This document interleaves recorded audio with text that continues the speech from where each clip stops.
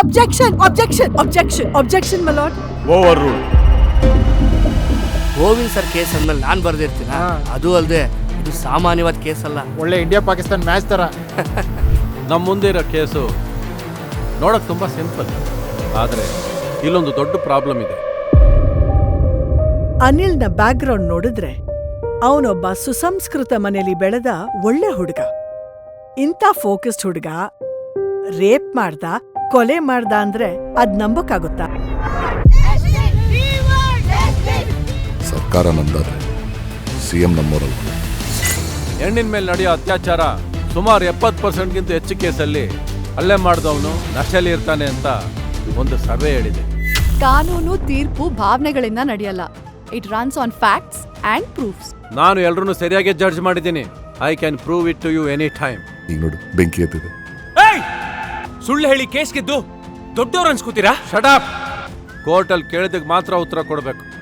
ವಿಧಾನಸೌಧ ಅಲ್ಲಾಡ್ತೀನಿ. ಆ ಗೋವಿಂದ ಹೇಗೆ ನಿನಗೆ ಗೊತ್ತಿಲ್ಲ.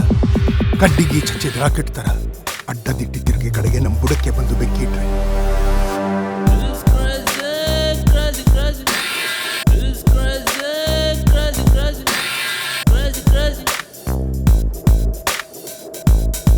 ಭಾರತೀಯ ಕಾನೂನು ವ್ಯವಸ್ಥೆಯಲ್ಲಿ ಈ ಕೇಸ್ ಒಂದು ಮೈಲಿಗಲ್ಲು.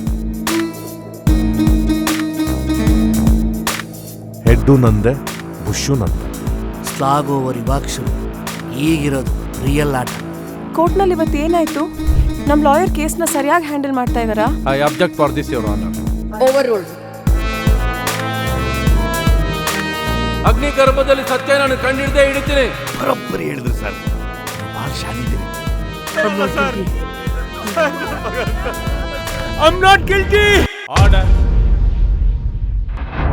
ಲವ್ವ ಈ ಕ್ರೇಜಿ ಮನುಷ್ಯನ ಜೊತೆ ಸೇರ್ಕೊಂಡು ಏನೂ ವರ್ಕ್ ಆಗ್ತಿಲ್ಲ. ಲವ್ ಗಿವೆಲ್ಲ ಹೋಗ್ಬಿಡ್ತು. ಹೇಯ್, ಅದೇನದು ಲವ್ ಡವ್ ಅಂತ ಮಾತಾಡ್ತಾ ಇದ್ದೀರಾ? ಏನಿಲ್ಲ ಸರ್, ನೋಡಿ ಲವ್ ತಕ್ಷಣ ಕಿವಿ ನೆಟ್ಕೈತಿ ಅಪ್ಪಂದು.